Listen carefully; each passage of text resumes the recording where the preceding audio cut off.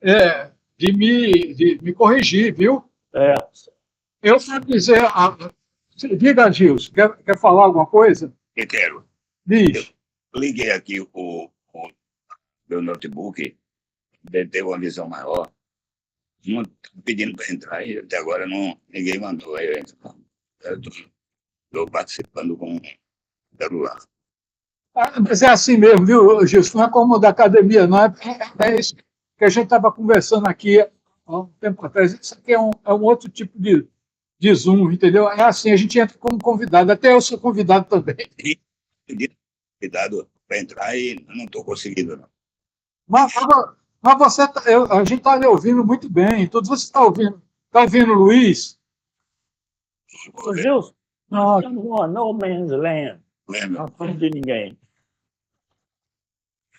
mas deixa eu dizer uma coisa para vocês, certo? Aqui estão grandes conversadores, viu? Vocês já me conhecem, que eu gosto de conversar, mas o Luiz é um cabo que gosta de conversar e conversa muito bem e sobre muita coisa, viu? Mas eu quero dizer o seguinte, Luiz, eu tenho a honra e o privilégio dele ter aceitado essa palestra, sobretudo para falar de um grande mestre nosso, né? Eu creio que foi de nós três. Não sei se Gilson, se a Bezerrão foi teu professor também, Gilson. Mas pronto, então foi um professor muito reconhecido, era um cientista e, sobretudo, era um intelectual. Então, eu tenho a honra, né, de ter recebido, é, de estar recebendo Luiz, que aceitou o convite para falar sobre ele. Luiz é, é, é graduado em medicina. O Luiz é médico, viu? Uma vez eu tive uma discussão com o Luiz que ele dizia que não era médico. Ah, peraí. Aí eu fiquei um pouco irado com isso, sabe? E até que ele foi. Hoje ele é um acadêmico da Academia de Medicina de Pernambuco, para dizer que eu estava certo. Você é um dos melhores médicos que eu conheci, porque medicina é uma coisa muito mais ampla e, ao meu ver, ela começa muito antes da gente se tornar médico, sabe? É uma vocação, é alguma coisa que a gente entende quando a gente faz aquele juramento, se aquele juramento foi feito com o coração, não é? Mas, bem, Luiz é graduado pela Universidade Federal de Pernambuco, PhD em Bioquímica pela Universidade de St. Andrews, Escócia, 1975, mas não vou dizer as datas não. Professor titular em Bioquímica da UFPE, foi membro do comitê assessor do CNPq, Biofísica, Bioquímica, Fisiologia, Farmacologia e Neurociências, foi chefe do departamento de Bioquímica, foi pró-reitor de intercâmbio cultural e científico, pró-reitor de pesquisa e pós-graduação, presidente do Conselho de Curadores da UFPE, diretor do Laboratório de Imunopatologia Keizo Assami, o LICA, coordenador do curso de pós-graduação em Biologia Aplicada à Saúde do LICA, membro da Academia Pernambucana de Medicina e da Academia Pernambucana de Ciência, vice-presidente da Sociedade Brasileira de Bioquímica e atua na área de bioquímica com ênfase em imobilização de proteínas, histoquímica, quimiluminescência, histoquímica quimiluminescente e enzimas de animais aquáticos. Então, Luiz, você fique à vontade para iniciar a sua apresentação, viu? Muito obrigado, Raul. É uma grande satisfação. Eu realmente tenho esses defeitos todos que o Raul elencou, mas o que mais me agrada é professor. Sou o professor Luiz Carvalho e ingressei na universidade com 28 anos, em 1975, uma data muito curiosa. Eu fui contratado pela universidade no dia 1º de janeiro de 1975. Não me consta que em 1º de janeiro ninguém começa a trabalhar, mas foi o que aconteceu comigo. Então, nós vamos falar sobre esta grande figura que é o Aloysio Bezerra Coutinho. Antes, vocês vão me permitir tecer algumas considerações sobre quem foi esta figura da nossa universidade.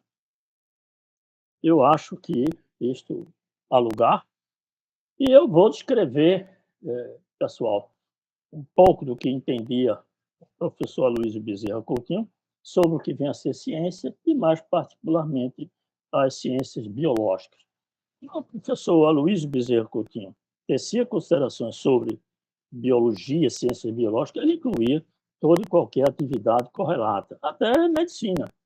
O médico, lógico, com suas nuances, ele está se deparando, está procurando curar, se possível, se não aliviar a dor e não fazer mal a um sistema biológico, que é este bicho afoito, esse macaco pelado, que nós conhecemos como ser humano, não é isso?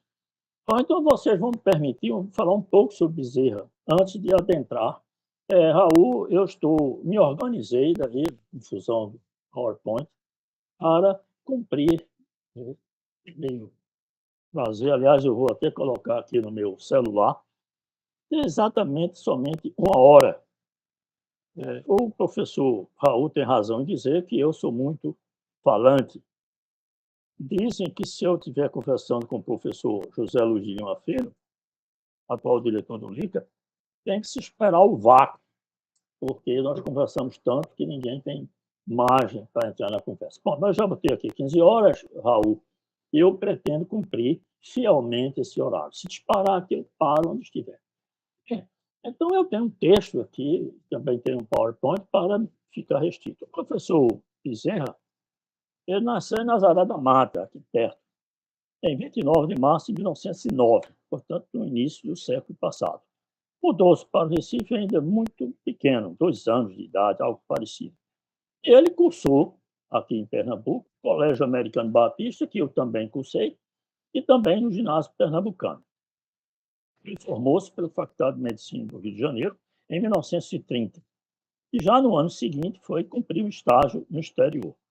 Aos 27 anos, isso é importante, 27 anos, ele obteve por curso a cátedra em patologia na Escola de Medicina do Recife, na época, hoje a Universidade Federal de Pernambuco, Centro de Ciências Médicas da Universidade Federal de Pernambuco, na qual começou a ensinar aliás, ensinou esse tempo todo, e da qual ele se aposentou compulsoriamente em 1979. Felizmente, faleceu no dia 31 de julho de 1997. Esses são os dados biográficos do professor Bezerra. O professor Bezerra, que foi professor meu, de Raul, do Gilson e de mais outros, nós temos 16 pessoas aqui, ele se situava estrategicamente no 3º ano de medicina, exatamente na confluência da área básica para a área clínica. E ele, dotado da bagagem intelectual, da bagagem cultural e médica que tinha, ele procurava organizar os conhecimentos nossos, estudantes, adquiridos na área básica, para nos depararmos com a área clínica. Eu vou me conter para não contar aqui exemplos dessas situações em que Bezerra procurava nos preparar para a clínica. E então, foi nesse período que eu fui, quer dizer, nesta circunstância que eu fui aluno dele. Bom, essa comício que o professor Bezerra tinha com o enriquecimento cultural, científico dos seus alunos era tamanho que ele ensinava bioquímica quando o professor Marcionilo ainda não tinha assumido a cátedra. Isso o professor Marcionilo havia me dito. Eu fui, como bioquímico, sucessor do professor Marcionilo Lins, lá no departamento de bioquímica. E constatei isso quando o professor Wilson Farias, outra grande figura da nossa universidade, me deu, carinhosamente, os apontamentos da turma dele a mim. Porque eu tenho, Raul, preciso criar vergonha na cara. Quem sabe se esse é seu convite. Aliás, eu gostaria de agradecer esse convite ao Raul e a todos que participam deste grande capítulo de uma pós-graduação da Universidade Federal de Pernambuco. Porque, quem sabe, se eu não crio coragem e escreva, publique o livro que eu tenho escrito, manuscrito, sobre como Bezerra me ensinava. Neste livro, eu mostro exemplos de como Bezerra reunia conhecimentos da área básica para o curso clínico. Bem, então, eu me acesso tendo acesso a esses apontamentos do professor Wilson Farias, eu descobri que era verdade. Que na época que o professor Massionilo, que o professor Bezerra ensinou a Wilson Farias, antes do Massionilo ser professor, eu ensinava bioquímica. E quando eu ficava com o dia, eu ensinava a bioquímica. Estou mostrando esse compromisso, porque ele reconhecia que a bioquímica, que era então ministrada antes do professor Massionilo Lins, era precária. Depois que o Massionilo começou a ensinar ciclo de Krebs, ciclo da ureia, os ciclos da maneira geral, e começou a mostrar uma bioquímica mais moderna, ele deixou de ensinar bioquímica, passou a cuidar de outros assuntos.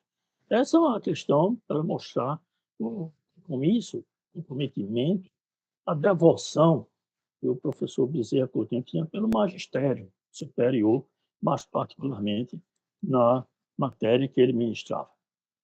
Ele era o terror do curso médio. Eu não vou falar aqui, só citar en passant, que teve um estudante de medicina que desistiu do curso médico porque Bezerra reprovou ele os inúmeros anos, quase que cerca de 10 anos, e ele desistiu de fazer medicina. Isso porque era uma época que existia. Só um minuto, Luiz. Gilson, teu microfone está ligado. Teu microfone está ligado, Gilson.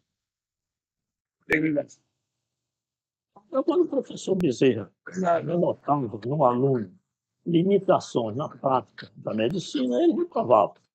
Era na época que existia a prova escrita, a oral e a prática. E que o professor catedrático, todo poderoso, tem essa propriedade de reprovar. Se fosse hoje, ele seria objeto de vastos processos na justiça. Bem, então ele era um terror. Costumava-se dizer que quando ele falava, ninguém ouvia. Quando ouvia, não entendia. E quando entendia, não era patologia geral, que era cadeira ou disciplina, como queira. Como se dizia na época, cadeira que ele era responsável. A justificativa para isso é que ele falava baixo, usava um português bastante elaborado para os quase adolescentes que nós éramos. Sabe que todos os jovens têm seus dialetos. E a gente estranhava o português elaborado do professor Massionilo Lins. Realmente ele não ensinava patologia. Ele usava a patologia como pretexto para ensinar outras questões que ele julgava mais importantes. E eis que eu me flagrei com o professor de bioquímica, dotado desta mesma perspectiva.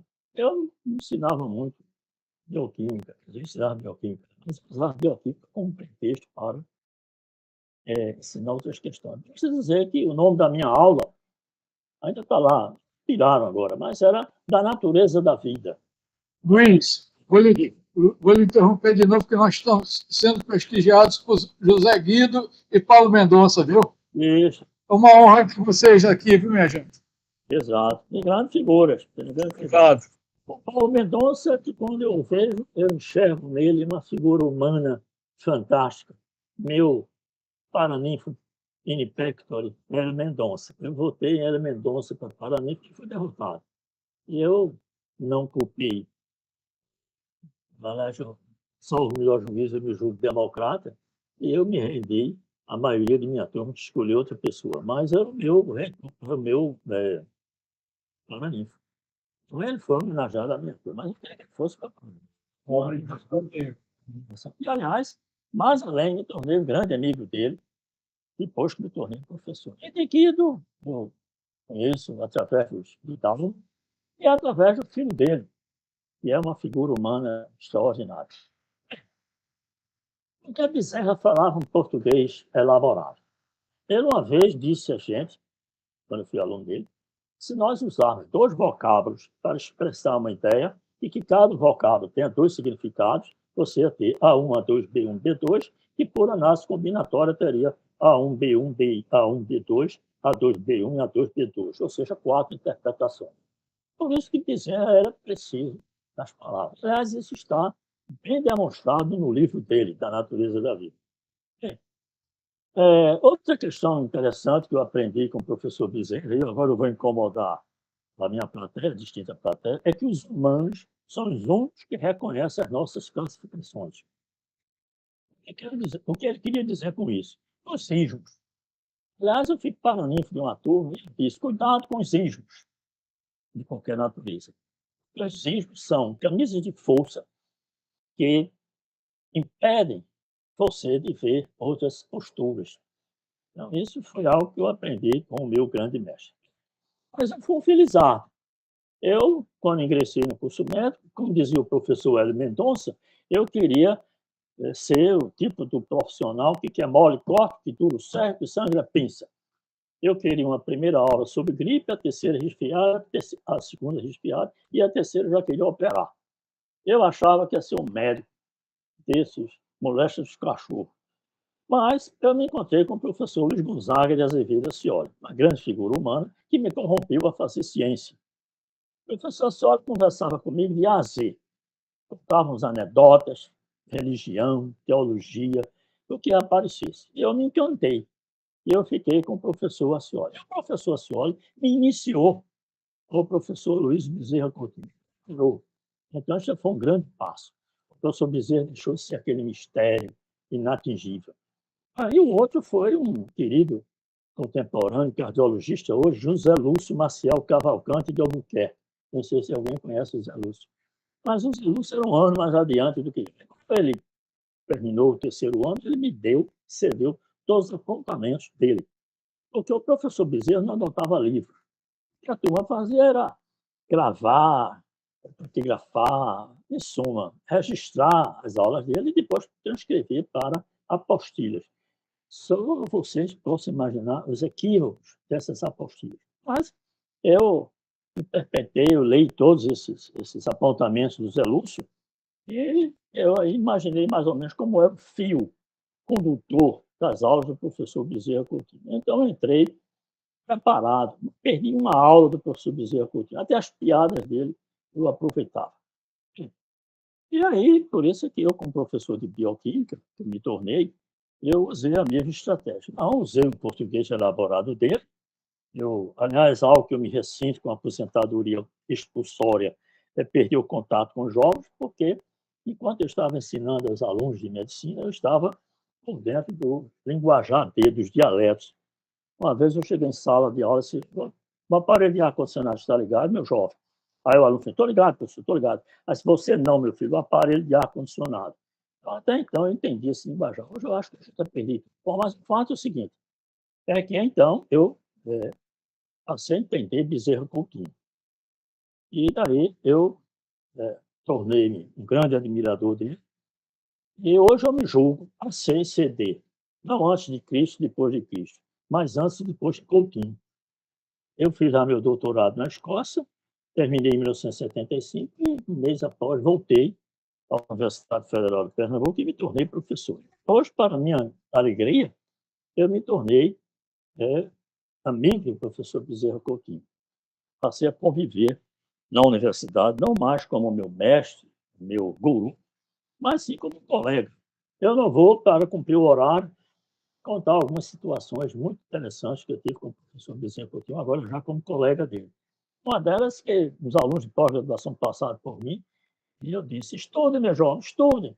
E o professor Bezerra complementou, que vocês não irão a lugar algum. O interessante é que eu não usava um erro que se comete, não sei se é erro, dois negativos na mesma frase, não vão a lugar algum. E é uma piada de uma importância muito grande. Então, assim, quanto mais sabe, menos sabe. Alguém já comparou o conhecimento como uma bola de festa. Quanto mais cresce, mais você entra em contato com o que desconhece.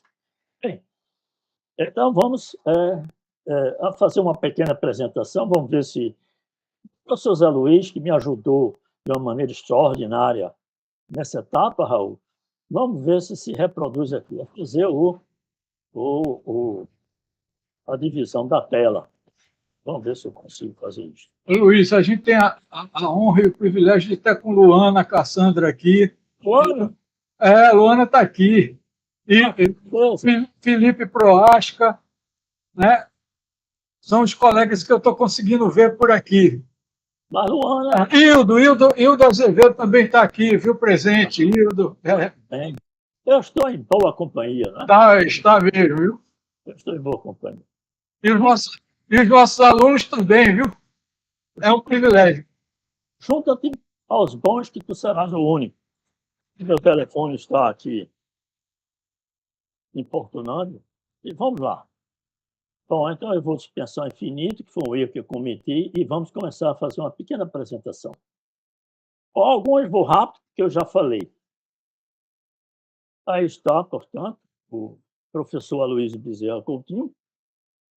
Eu queria agradecer, então, o programa de pós-graduação em Neuropsiquiatria e Ciência do Comportamento, que o convite do Raul. E aí está o meu nome e a data de hoje. Muito bem. Então, como eu disse, o professor nasceu em Nazaré da Mata, faleceu em Recife, foi médico pela Faculdade de Medicina do Rio de Janeiro. Vocês vão desculpar que o telefone começa teimosamente a me importunar. E é isso que eu queria evitar, Raul, era de não ter controle sobre as apresentações. Só 27 anos ele obteve o título de médico. Aliás, pequeno intervalo. O professor Bezerra, na época, lá no Rio de Janeiro, era obrigado a apresentar uma monografia. E a monografia dele foi sobre como devem ser construídas casas em regimes, em clima. O trabalho é reconhecido pelo pessoal da área como sendo um divisor de águas. O pessoal da arquitetura reconhece esse trabalho do professor Bezerra como sendo muito interessante. O professor Bezerra me ensinou algo muito interessante. É que as portas, as janelas, antigamente, elas não tinham a finalidade de hoje. Tinham um componente. Por isso que as paredes das casas, antigamente, eram muito grossas. Mas quando surgiram esses recursos que permitem as paredes serem assim, aí você pode encher a casa de janela, de porta, etc., para melhorar a ventilação nos regimes tropicais. Bom, ele aposentou-se compulsoriamente, como aconteceu comigo, em 1979, e faleceu mais adiante. Eu fui seu aluno em 68, era um ano, segundo disse, nunca terminou, que era em pleno regime militar, e eu cursava o terceiro ano de medicina. Uma vez o professor Bezerra perguntou: os senhores estão satisfeitos com o governo? Silêncio, catacumbau. Era numa época que quem achava terminava sendo achado. E o professor Bezerra foi explicar a origem bíblica dos governos. Bom, então, sobre a influência dele, é que eu me divido em AC e CD. AC e DC, como eu disse a você. Bom, esse se situava estrategicamente no meio do curso, eu já falei a vocês. Ele reuniu o que nós aprendemos nas básicas. Às vezes ele perguntou algo e nós começamos a vomitar a bioquímica, a farmacologia, a fisiologia, tudo que a gente tinha aprendido. E Bezerra, com aquele jeitão dele, os senhores têm uma propriedade que eu não tenho, é de entender esses assuntos extremamente complexos. Isso, lógico, era... O professor Bezerra Coutinho, diga-se passagem, ele tinha uma ironia fina nas suas aulas. E, aliás, a ironia é uma manifestação só as pessoas inteligentes podem fazer. Muito bem. Então, aquele disse. Quando ele falava, ninguém ouvia. Quando ouvia, ninguém entendia. E quando entendia, não era patologia geral. Mas ele falava baixo, português elaborado, e usava patologia como pretexto para ensinar assuntos mais importantes. Então, agora vamos falar sobre como é exatamente o objetivo da palestra, a epistemologia, como o professor Aloysio Bezerra Coutinho enxergava a ciência. Para o professor Bezerra Coutinho, o conhecimento científico começa quando se observa e classifica determinados fatos relativos a um determinado grupo de fenômenos e se procura formular leis gerais. Esta é a definição sucinta de ciência do professor Bezerra Coutinho. Mas ele fazia uma observação, nos atentava para uma questão delicada. A observação e a classificação, esses dois itens da lei geral, não pertence ainda à ciência, pertence à taxonomia, ou seja, taxonomia e classificação, pertence à história natural. Então, ficar vendo os bichos e classificando os bichos é história natural. Só quando se chega à lei geral é que você tem a ciência. Então, um tema só adquire a roupagem de científico quando você chega às leis gerais que regem este fenômeno. Antes disso, é história natural. E aí, com ironia, Bezerra Coutinho dizia, inúmeras vezes, ironicamente, eu dizia que a biologia era mais atrasada do que a física e a química, porque a física e a química se instrumentalizaram da matemática precocemente. A biologia, dizia ele gaiatamente, os biólogos achavam que dar nomes feios a bichos mais feios ainda era fazer ciência. Com isso, o professor Bezerra arranjou um desafeto. Eu tenho um ilustre professor da universidade, que eu não vou determinar o nome por ela, que ele tinha até um padre contratado no departamento dele, aliás, era o instituto dele, para dar nomes feios aos bichos mais feios ainda que ele ia descobrindo. E Bezerra dizia que isso era fazer ciência. E parece, segundo me informaram, houveram atritos entre o professor Bezerra e esse professor, porque ele achava que aquilo não era fazer ciência.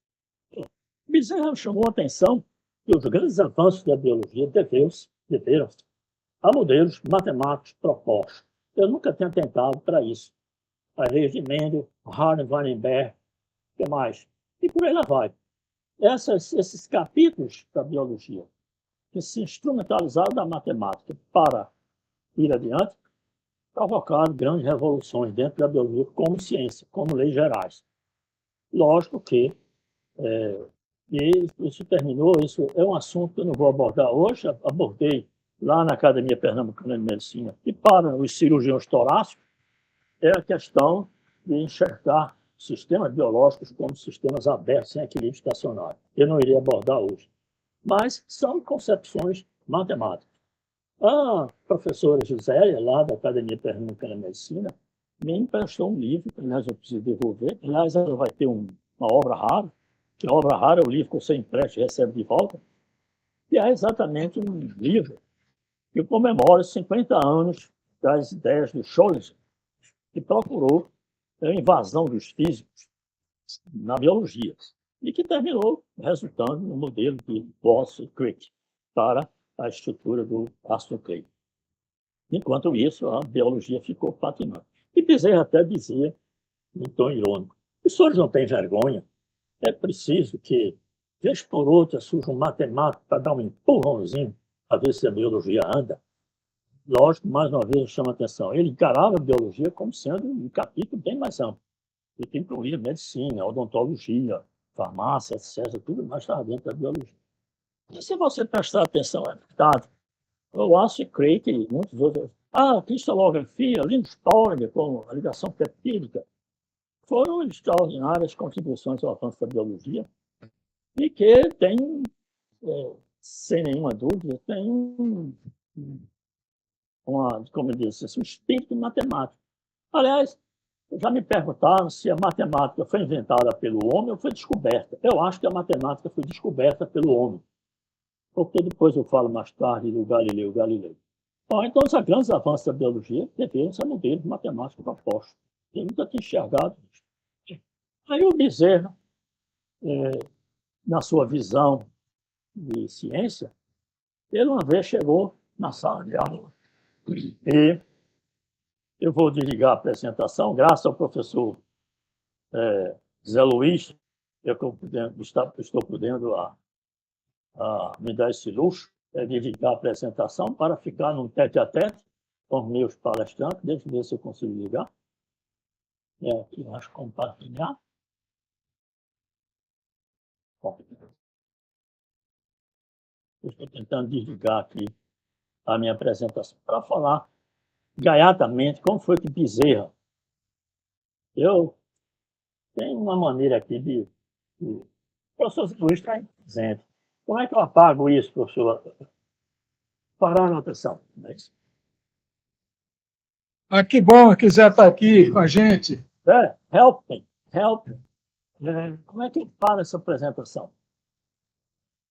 A Daniela Bronesca me disse que é compartilhar em algum lugar aqui, gravar, comentário. Isso. Pronto, perfeito. É isso que eu estou tentando fazer e não consigo. É onde tem a setinha, Luiz, aquele quadradinho. Porque, mas não obedece. Bom, aqui abre uma chave. Caneta, tal, cor, limpar tudo. Será que é limpar tudo? Não, não é não. Cuidado para não encerrar a reunião. Fica mais ou menos, Nesse caso, permite. você fica mais ou menos no meio, ali onde tem um quadradinho e uma seta. Você clica lá e pede para parar. Ele vai dizer parar e você para. Isso, pega uma mãozinha. Bom, Mas por que eu interrompi provisoriamente minha apresentação? Para contar como, gaiatamente, o professor Bezerra mostrou a importância da matemática de Galileu e Galilei para a ciência, exatamente como ele pensava a ciência. Bezerra virou-se para a nossa turma e perguntou: o senhor já ouviu falar em experimento imaginado? Então, um silêncio sepulcral instalou-se na minha turma. Aliás, minha turma merece algumas considerações a mais. Nós teve mais de 200 alunos. Eu fiz parte da primeira turma da Universidade Federal de Pernambuco, mas excelente. Então, nós tínhamos mais de 200 colegas. Foi tal sorte que vai construir um auditório especial para a minha turma, que hoje tem um nome em homenagem a essa figura maravilhosa que é a Adélia Rata. Então, Bezerra pergunta na série Adélia Rata, que ele dizia que tem uma característica bastante curiosa. Você, dentro da sala da Adélia Rata, ouvia quem estava falando lá fora, mas você não ouvia as pessoas falando e que estavam dentro, mas no caso dele. Era muito engraçado. Então, ele já estava mal, ele disse: mas o senhor ouviu falar em Galileu Galilei. Mas não disse, né? Também silêncio. Mas com medo de dizer Galileu Galilei, eu sei. Aí começasse a falar, ele fez o experimento imaginário. Aí o professor Bezerra saiu bravo. O quadro negro, o quadro verde, na época era quadro verde, era do tamanho da sala Adélia Rata. E ele escreveu em letras garrafais, ocupando quase todo o quadro, Galileu Galilei, de giz. E virou-se para a gente e disse: não admito que se fale o nome deste homem, um dos poucos nascidos de uma mulher. Nunca mais esqueci a beleza desta frase. Um dos poucos nascidos de uma mulher, que faz com que nós nos orgulhemos de participar da espécie humana. Não admito que se fale o nome dele sem antes fazer um sinal de reverência. E aí o professor Bezerra fez o sinal japonês, diz Galileu Galilei. Por quê? Porque o Bezerra fez todo este preâmbulo para nos mostrar quem foi Galileu Galilei. Agora eu vou voltar à minha apresentação, se é que eu consigo. Não, acho que eu consigo. Né? Vocês vão desculpar o professor Luiz Carvalho, apesar de ter começado nos primórdios da informática. Eu comecei a lidar com informática quando surge o projeto de gente, mas o avanço da informática foi tamanho que eu confesso que ando me enrolando.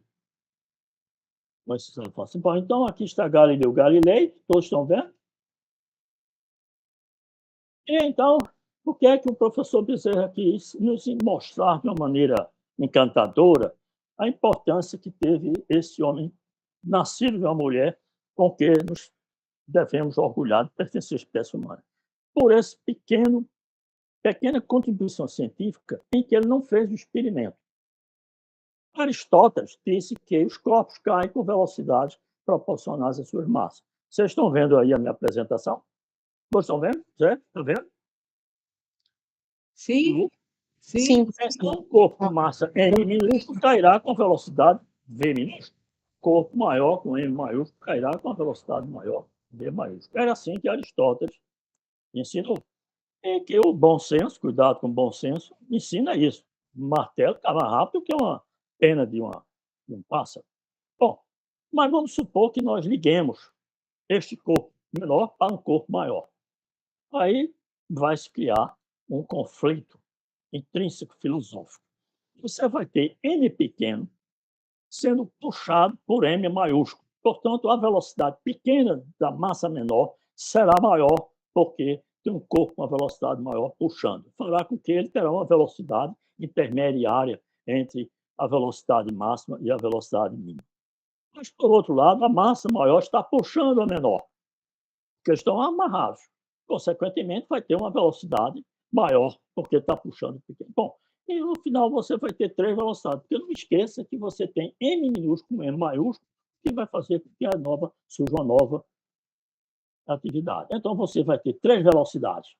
Você vai ter uma primeira, em que M suspenso pela massa maior, a velocidade não será tão grande quanto a do corpo M isolado, então pequena quanto a do corpo menor. Mas terá as duas juntas, a massa maior será empurrada pela massa menor, porque está ligada, então a velocidade vai ser diferente. E você vai ter, obviamente, a terceira velocidade, que será a velocidade resultante da conjunção da massa menor e da massa maior. Então, você não tem três, quer dizer, você teria três velocidades, de acordo com Aristóteles. Ora, Aristóteles. Mas se você junta dois corpos com essas características, ele cai com velocidade só. Conclusão de Galileu é que a velocidade é única. Os corpos caem com velocidades independentes de suas massas. Vocês entenderam o raciocínio? Ficou claro? Alô? Ficou claro. Então, há registro, eu li uma biografia exaustiva de Galileu Galilei, e existem uns historiadores que dizem que Galileu tentou, como é que se diz, fazer experimentos na Torre de Pisa, com corpos inclinados, com a conversa. Ele nunca fez esse experimento. Só quando Torricelli descobriu o vácuo é que ele conseguiu fazer. Mas o que eu queria falar a vocês é o seguinte, é que, posteriormente, eu não vou me alongar por conta da hora, do compromisso que eu tenho com o Raul, que não me ir além de 1 hora. Esses são esses 2 vídeos. Se eu tivesse mais tempo, que não tenho, eu abriria esses vídeos para que vocês vissem. O primeiro vídeo é uma câmara que a NASA construiu para exaurir todo o ar contido nesta câmara e você ter um vácuo perfeito. E neste vídeo, acho que é um jornalista da BBC, mostra que quando a câmara está com ar, os corpos caem como Aristóteles previa. Uma bola de ferro cai primeiro com as penas, não as aves. Mas que quando é feito um vácuo completo, se vocês mais tarde, quando eu terminar minha apresentação, podem acessar esses YouTube. Quando ele faz um vácuo completo, os corpos, por incrível que pareça, caem igualmente. Tanto a bola de ferro quanto as penas. Porque o que faz com que os corpos tenham essas diversas velocidades é a resistência do ar. Simplesmente por isso. Mas os corpos caem com velocidades independentes de suas massas. O segundo vídeo é sobre Alan Shepard. Quando foi para o espaço, ele foi transmitido pela televisão para todas as escolas públicas dos Estados Unidos. Então, ele soltou, eu acho que foi 2 penas e uma folha de papel. E mostrou que os corpos caíam iguais, e ele concluiu que Galileu tinha razão. Ou seja, Galileu, sem ter feito o experimento, mostrou que os corpos caem com velocidades independentes de suas massas, e que só foi demonstrado posteriormente quando se conseguiu o advento completo do vácuo. Mostrando, o Bezerra queria mostrar com isso que Galileu chegou a uma lei científica sem nunca ter feito o experimento. Apesar dele ter sido o pai da ideia, essa ideia de explicação provisória, que é o que se chama hipótese, experimentação, ou seja, intervenção no fenômeno, para você provar, afirmar ou infirmar a sua hipótese, é uma estratégia proposta pelo Galileu Galilei. Muito bem. O Galileu, ele é considerado, portanto, como o pai da ciência moderna, primeiro por ele ter feito esses experimentos, lançado. Mas o mais brutal de Bezerra é que Bezerra dizia que o universo é um grande livro que continuamente se abre perante os nossos olhos, mas que não se pode compreender o universo antes de entender a língua e os caracteres com os quais está escrito. Está escrito em linguagem matemática, por isso que a matemática não é invenção dos homens, é a descoberta dos homens. Os caracteres são triângulos, circunferências e outras figuras geométricas, sem cujos meios é impossível entender humanamente as palavras. Sem eles, nós vagamos, perdidos dentro de um obscuro labirinto. Isso significa que a linguagem matemática é, para Galileu, fundamental para a explicação dos fenômenos naturais. Era esta a ideia de Bezerra Coutinho quando nos apresentava Galileu e mostrando a genialidade do Galileu Galilei, que é considerado por muitos como sendo o pai da ciência moderna. Portanto, fora da matemática, não há salvação. O professor Bezerra, após mostrar isto para a gente, ele até dizia de uma maneira muito irônica, como é do perfil dele, está escrito na Bíblia, no livro das sabedorias: Omnia in mensura et numero et pondero disposuisti. Ou seja, dispuseste tudo sobre medida, quantidade e peso. Os senhores imaginem que seria para os médicos aferir a temperatura com o dorso da mão. Mas os médicos hoje usam o termômetro, que, salvo melhor juízo, foi uma contribuição do Galileu Galilei. Aliás, se usa mais que mercúrio, não, porque mercúrio é tóxico, e quando quebra, eu adorava fazer essa brincadeira, quando o termômetro de antigamente se quebrava, ficar brincando com o mercúrio contido no termômetro.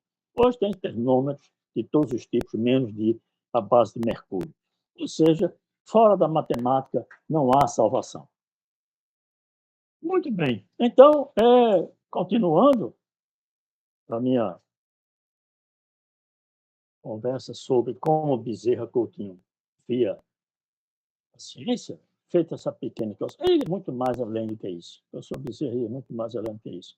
Então, vejamos quantas horas eu tenho para ver se eu posso falar um pouquinho mais de Bezerra. Está avançando o tempo. Vamos em frente, vamos em frente. Bem, então, esse outro vídeo que tem aí, eu não vou apresentar por uma questão de tempo, é um vídeo interessante mostrando a matemática de Fibonacci com algumas figuras que você tem na natureza, como as conchas dos moluscos, etc. Isso, aliás, eu acho que faz algum tempo que eu mandei para o Raul. O Raul elegantemente pediu permissão a mim para distribuir com a Academia Pernambucana de Ciência um vídeo lindo em que se mostra tudo como o universo é matemática. É isso? Vocês vejam que esses vocês vão desculpar, isso jamais aconteceria com o professor Luiz Bezerra de Carvalho na sala de aula. O telefone atrapalhando. Bem, então, vocês vejam que a computação gráfica é o exemplo máximo de tudo que existe no universo é matemática. Fora da matemática não há salvação. Agora vamos falar um pouco sobre as ciências biológicas. Como Bezerra Coutinho enxergava a ciência biológica? Eu já falei a vocês sobre ciência de uma maneira geral. Depois, os domínios da filosofia, da biologia, na filosofia científica. O Bezerra achava que a biologia é hoje um capítulo, a parte da química e da física, porque ela tem a genética como eixo. E, para isso, Bezerra escreveu um livro, está aí a capa do livro da Natureza da Vida, que é por isso que eu dava o nome deste livro a umas aulas que eu ministrava, que é o livro do professor Luiz Bezerra Coutinho, que eu consegui, quer dizer, eu não, a Universidade Federal de Pernambuco conseguiu publicar na época com o professor Bezerra. Esta versão deixa muito a desejar. Apesar de se dizer que a letra mata, o espírito vivifica, mas a letra é muito deplorável neste livro de Bezerra. E aí eu mostro a victória que o professor Bezerra fez esse livro. Mas este livro é uma pena. Essa primeira versão deixou muito a desejar, mas meu querido Eulário, um grande discípulo do professor Bezerra, conseguiu publicar o livro de uma maneira mais decente. Eu era pró-reitor, mas depois que eu saí, anos após, o Eulário conseguiu publicar de uma maneira mais decente. Bem, aqui está o professor Luiz Carvalho, quando tinha cabelos escuros, ao lado do reitor Jorge Brown e do professor Bezerra Coutinho, exatamente no dia que este livro foi lançado, da Natureza da Vida. Aí está o professor. Aí vamos entrar na relação que eu tive com o professor Bezerra, já como colega dele. Quem presidiu a solenidade em que eu tomei posse como titular, concurso, foi o professor Barreira, que era o vice-reitor. E aí está o Bezerra Coutinho se preparando para assinar o livro de presença do lado do Geraldo Pereira. E lá adiante, esta grande figura humana, aliás, a Ana, que era diretora do centro, e lá essa figura, um grande professor que eu tive, é Manuel Teixeira. Muito bem. Aqui é o professor Bezerra Coutinho me cumprimentando quando eu tomei posse como professor titular. Vocês estão vendo esse garoto agarrado aí no meu pescoço? É o meu filho caçula, Gustavo Henrique Porto Carvalho, que me deu a medalha quando eu tomei posse da Academia Pernambucana de Medicina e que, para meu orgulho, foi eleito, o ano passado, pelos alunos como sendo um dos melhores professores do Centro de Informática. Está lá a Angelina, Carlos Alexandre, Divanilson Rodrigues e Gustavo Henrique Porto de Carvalho. Então, eu acho que Gustavo, esse guri que está aí me abraçando, é o meu grande herdeiro e eu espero que ele consiga fazer um pouco pela universidade. Aliás, ele faça muito mais pela universidade do pouco que eu consegui fazer. Mas aí está o Bezerra durante a minha posse como titular. Bem, então, existe o que Bezerra entendia da biologia, é que existe um contínuo da física para a química e desta para a biologia.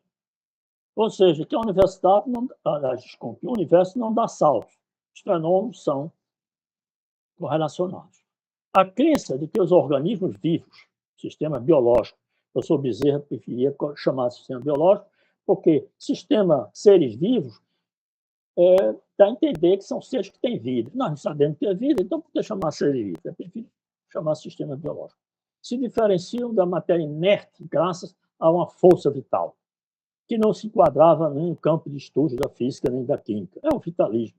Isso impediu esta visão.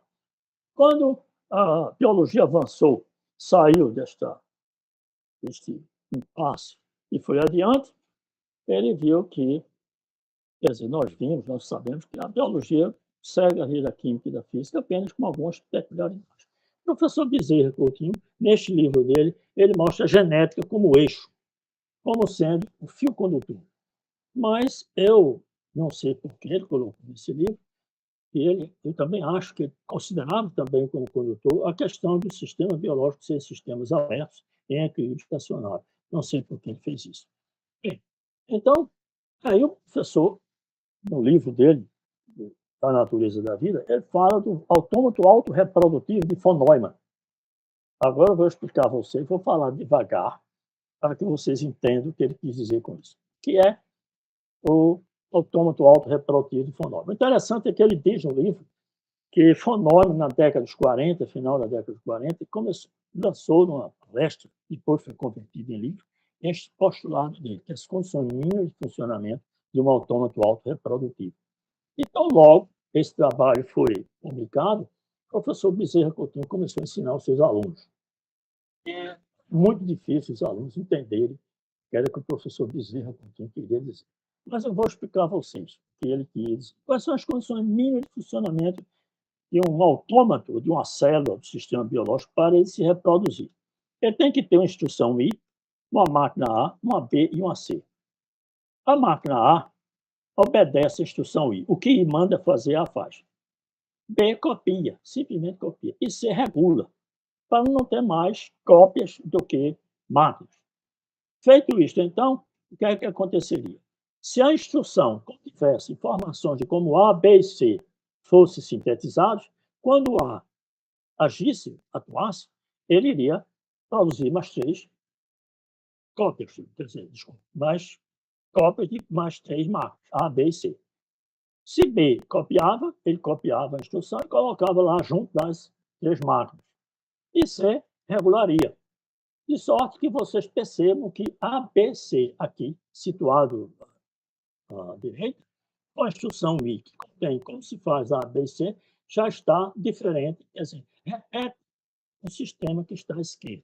Neste caso, novamente, você vai ter o sistema se reproduzindo. Ou seja, se você tem esses 3 sistemas funcionando, você cria condições para que este outro que está à direita da tela, da seta, reproduza exatamente o que fez o que está situado aqui. E assim, eromnia secula seculorum. Esta é a condição mínima de funcionamento, o que significa que ele pode se complexar. Então, vejam, digamos assim, na reprodução sexuada, você não tem I apenas, você tem uma mistura de 2 Is, que formam vai dar origem à diversidade. Ou seja, o que se quer dizer com isso, esse foi o que o Neumann quis dizer, é que você cria o mínimo, mas você poderá tornar mais complexo. O que, aliás, o professor Bezerra chama a atenção é que os biólogos não entenderam muito bem a contribuição de von Neumann. A informática e outras áreas, matemática, etc., entenderam. Eu sei que, através do meu filho, da informática, que eles têm uma disciplina só sobre von Neumann, mostrando que von Neumann vai além disso. Mas os biólogos ficavam imaginando, ou seja, Os biólogos ignoraram que a matemática, essa é uma das grandes virtudes da matemática, não requer pegar, não requer, matemática é a imaginação. Os biólogos entendem que isso é a imaginação, mas que isso preenche tranquilamente o eixo genético de que o professor Bezerra Coutinho falava. Ele vai. Aí está o livro que ele foi lançado, foi ele, o simpósio, foi Rickson, o simpósio, foi no dia 20 de setembro de 48. E a palestra dele foi a teoria geral e lógica do autômata. Ela usou a expressão autômata, mas pode ser entendida como sistema biológico ou célula. E Bezerra começou a ensinar aos seus alunos logo após isso. Bom, então, esta é, portanto, para terminar, porque já estamos já quase 15 horas, faltam 2 minutos, eu agora vou fazer algo provocativo, que eu fiz lá no página do Grupo da História da Medicina. É que a ciência natural, essa eu faço de propósito, é essencialmente neutra, quanto aos pontos de vista éticos. Ela não impõe decisões, apenas demarca o possível e inviável, não estabelece maneiras de como usar suas leis, nem as possibilidades das técnicas que delas derivam. Uma substância tanto pode ser um tóxico, pode ser um fármaco. A forma do uso, ocasião e indicação é que fazem a distinção entre veneno ou remédio. Por isso, quem quer que faça ciência, ao se comportar como moralista, está apenas fazendo dela o uso de determinado para o que ele pensa ser verdadeiro bom, embora nem sempre o seja. O risco do erro tem levado a atitudes reprováveis, quando a qualificação moral do cientista deixa a desejar, o que infelizmente tem sido mais do que frequente em todos os tempos, desde que se pôde falar em ciência. Mas a neutralidade essencial da ciência não inibe, nem compromete o uso justo de como promover as leis em busca do que se chama virtude. Só para terminar, vamos voltar à nossa apresentação.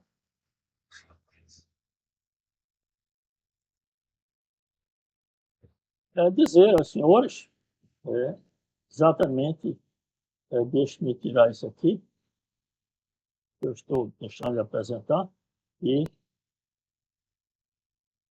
simplesmente, professor Zé Luiz, eu agora estou querendo tirar essa tela inoportuna. Mas já consegui um grande progresso, é isso? Interromper compartilhando. Então, agora, consegui. Maravilha. Eu estou melhorando. Estou vendo aqui, querida Luana, tudo bem, Luana? Bem, mas era isso que eu queria dizer a vocês. Era como Bezerra enxergava a ciência, como Bezerra enxergava as ciências biológicas e como Bezerra diz que a ciência é neutra. Era o mesmo catecismo. Já a professora Luana, o professor Zé Luiz, você, Raul, nós estamos cercando de alunos lá no laboratório, fazendo experimentos, fica dizendo a eles o que é o bem, o que é o mal. Depois, o que vem a ser o bem, o que vem a ser o mal. A gente simplesmente mostra que pode é viável, que não pode, que não é viável.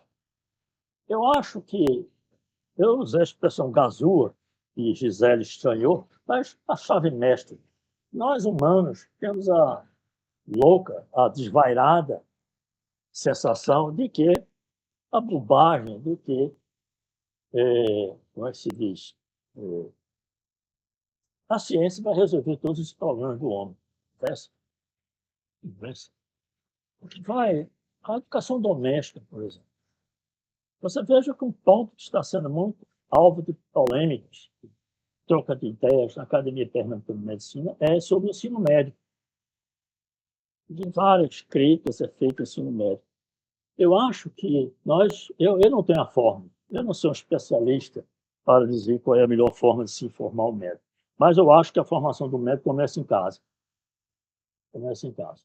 Eu, uma vez, fui repreendido pela minha sogra, ela era viva, porque eu não levava meus filhos à igreja.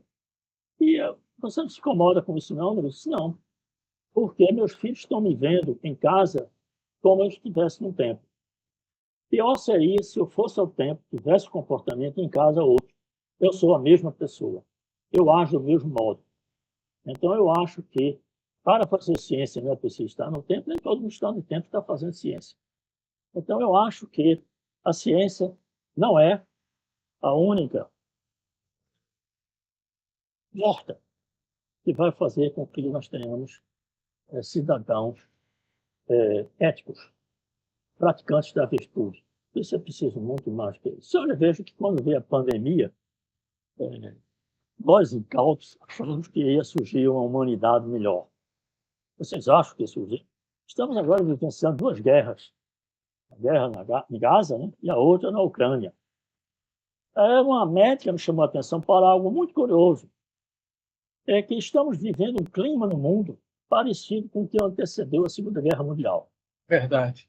A única diferença é que os beligerantes têm uma arma que pode destruir a espécie humana da face da Terra. Eles ficam com medo de jogar um artefato nuclear e depois uma bomba nuclear explodindo lá, digamos, na Ucrânia.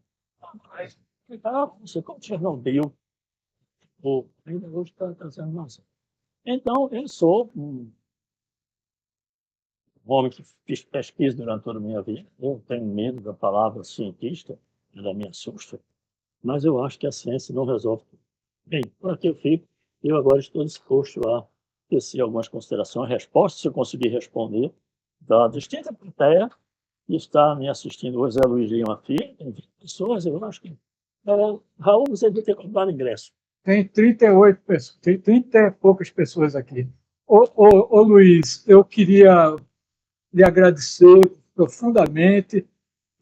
O objetivo dessa disciplina é exatamente essa, mostrar aos pesquisadores, né?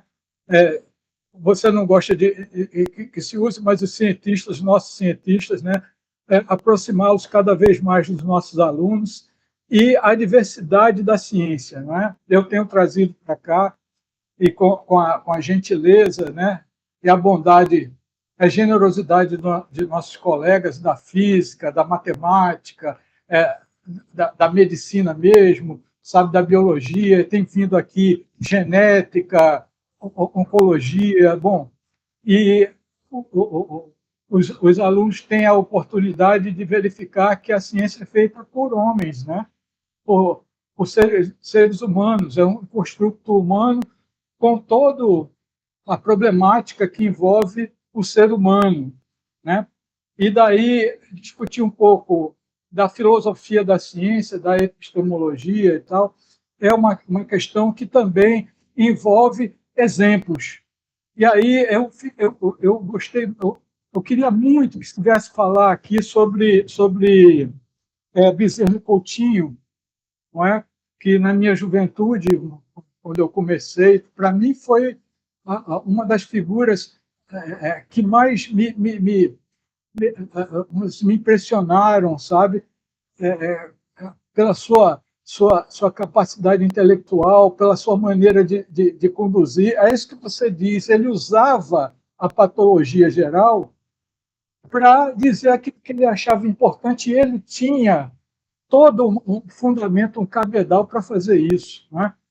Que a gente talvez adquira e talvez nunca adquira, mas é só o tempo que nos traz isso. Eu vejo aqui, eu estou falando, aí estou olhando para Paulo, e também uma outra figura aqui que foi, para mim, foi fundamental na minha vida de pesquisador, foi o Dr. Hélio Mendonça, viu? Para mim foi fundamental. E ter Paulo aqui é essa lembrança. Os ícones aqui, né? Paulo, Gilson, Luana, Cassandra, né? Zé, que não está aqui o rosto dele, acho que é porque Zé é tão bonito que não quer aparecer aqui no figura. E Guido está aqui também, e o nosso jovem prológico aqui, que é Felipe, que é filho de uma colega minha turma, viu? Está aqui, tudo isso nos honras. Eu vou só fazer uma pergunta, sabe, para deixar que depois todas as pessoas possam fazer, né? Pergunta simples, de verdade é uma provocação. É o seguinte: por que não colocar Bezerra Coutinho como uma página de uma disciplina denominada História da Medicina no currículo médico, né? Porque é uma das pessoas assim, que são exemplos de pesquisa envolvida com a medicina, né? Eu não sei se você tem conhecimento, sabe, mas eu me lembro, quando nessa época de aluno, Você diz que ele não me indicava livros, mas uma vez eu conversando com o doutor Bezerra, eu era um lascado na época, né? Aí ele disse, ele me chamava de Castro. Aí, Castro, vai lá falar com Dona Maria Orlando que chegou um livro aqui de patologia geral, que é um primor. Mas ele falou, não era por causa da patologia geral, não, viu? É porque a introdução do livro falava da história pré-colombiana, rapaz. É lindo o livro, eu tenho até hoje aqui. Bem, enfim, então, mas tem uma questão também, que é o seguinte, a relação que ele teve com Linus Pauling. Você, como é da bioquímica, talvez você conheça essa história. Ele é citado no livro de Linus Pauling, naquele livrão. Eu cheguei a ver a citação lá e tal. E Linus Pauling foi um prêmio Nobel, né? Eu deixo essas perguntas para você, você me responda e depois vem aqui Guido, né? E depois Joaci, ok? Raul, eu fiz a minha parte. A primeira aula de medicina, ciências biológicas, ciências ambientais, era da natureza da vida. Exatamente o título do livro dele. E a razão era esta, que eu procurava mostrar, rapidamente, 1 hora, eu procurava 2 horas, eu procurava mostrar a ele, em síntese, o pensamento de Bezerra Coutinho. Uma ocasião, eu perguntei aos meus alunos de medicina, tempo não, foi até me aposentar, o que era vida. E passamos meia hora, os alunos tentando definir vida. E eu usava a estratégia do advogado do diabo. Cada definição que o aluno dava de vida, eu derrubava. E derrubava. E lá para as tantas, desesperado, um aluno vira-se para mim e diz, professor, tire a gente desta angústia, defina o que é vida. Eu virei e disse, eu sei. Foi uma gargalhada geral. Então eu fui dizer a eles que vida é uma questão semântica. É uma palavra, ele também dizia isso, que as palavras são roupas que vestem ideias. Tem umas que são como legging, essa roupa que os atletas usam, bem coloridinha. Mas Bezerra Carvalho Júnior, se essa não aparecer, logo a imagem do Luiz Carvalho. Mas se você diz coisa, aí fica complicado. Coisa é uma palavra que se usa para encobrir deficiência de vocabulário. Quando você não tem a palavra certa, é de coisa. Eu coisa de coisa, nós coisamos. Então, eu dizia, por que se preocupar em definir vida? Agora vamos estudar as propriedades da vida. Então, eu falava do autômato autorreprodutivo e fonóide e também falava um pouco dos sistemas abertos em equilíbrio estacionário. Então, isso eu durei. Eu acho que durante todo o meu exercício de magistério, eu procurava transmitir isso aos alunos. Obviamente, depois que o professor Bezerra Coutinho se aposentou, eu sempre, e que até alguns alunos gaiatos, o máximo que eu acho dos alunos é a gaiatice dele. Aí se chamavam de aula viajada. Eles achavam que era aula muito viajada, etc. Eu também dizia em sala de aula, eu tinha muita cautela, Raul, porque bioquímica é a primeira disciplina que os alunos têm no curso médio, ciência biológica, etc. Eu tinha muita cautela porque os alunos estão saindo da adolescência e entrando na universidade. Eu procurava não chocá-los. E eu me lembro que, uma vez, essa característica minha, dizia que é impossível é que nem Deus realiza. O resto é uma questão de probabilidade. A vaca voar é impossível? Não. É altamente improvável, mas não é impossível. Se fosse dado à vaca a eternidade e ao homem a eternidade, a vaca voar seria uma certeza. Bastaria que, em um belo momento, todas as moléculas da vaca vibrassem a sua direção. Ela voaria e você veria. E foi uma gargalhada geral. E essa piada ficou no rótulo do professor Luiz Carvalho. E um aluno muito religioso me encontrou no corredor, muito angustiado, disse, professor, mas nem Deus realiza o sistema biológico ser fechado? Aí disse, não, porque Deus não é burro.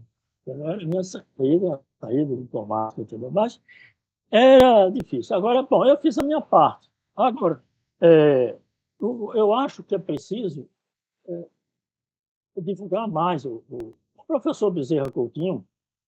Eu tentei, quando eu era pró-reitor, que foi lançado o livro da Natureza da Vida, encontrar com um colega meu que era líder cultural da Embaixada dos Estados Unidos, traduzir a obra do professor Bezerra Coutinho para o inglês. Eu acredito que se a vida da natureza da vida tivesse sido traduzido para o inglês, o pensamento do professor Bezerra teria tido um alcance bem maior. Porque queiramos ou não, mas o inglês é hoje o latim que foi no passado. Ninguém lê português.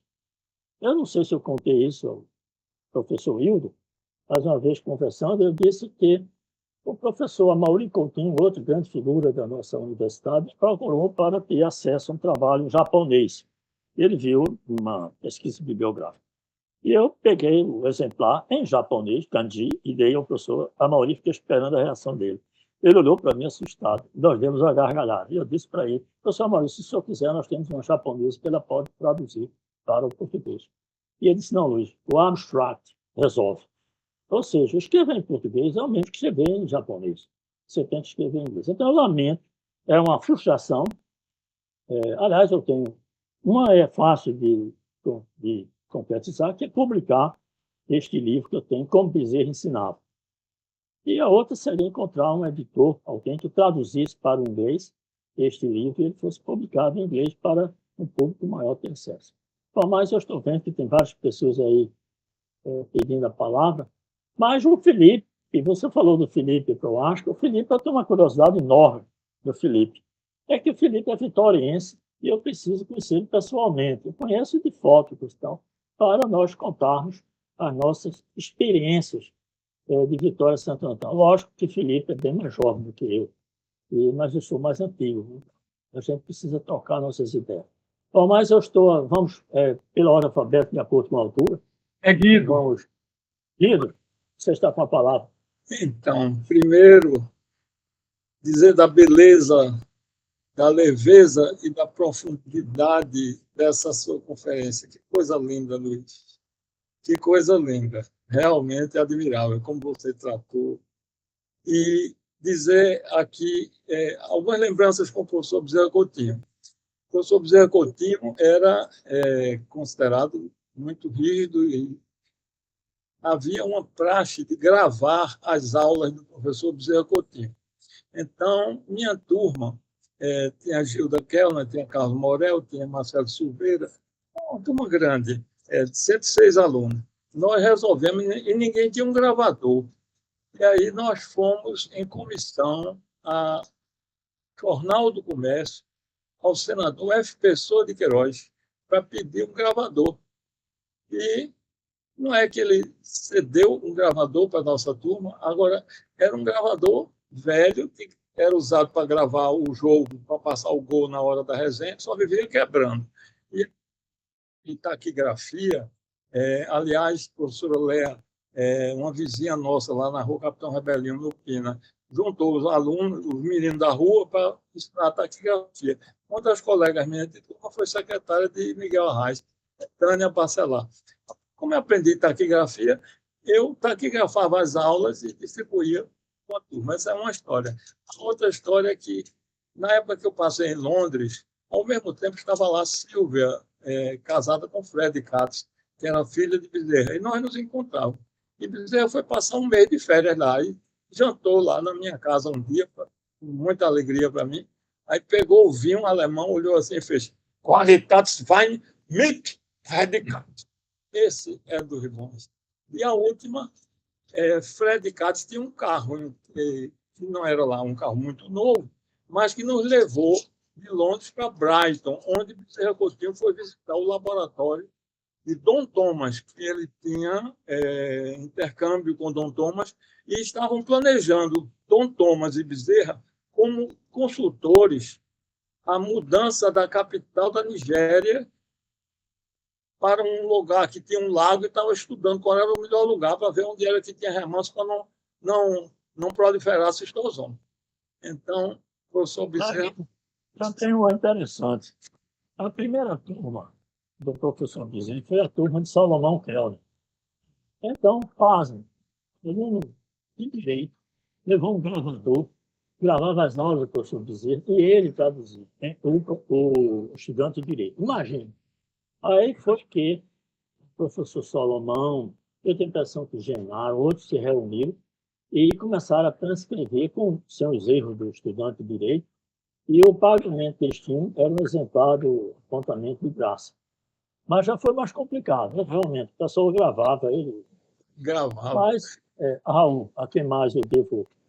Mas muito obrigado, Guido, pela sua Então, intervenção. eram essas as observações. E parabéns, Luiz, pela palestra. Muito parabéns mesmo, de verdade.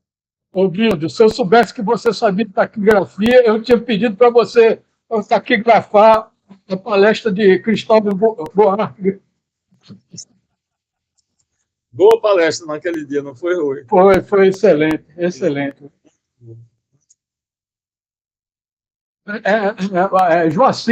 Joaci Pereira.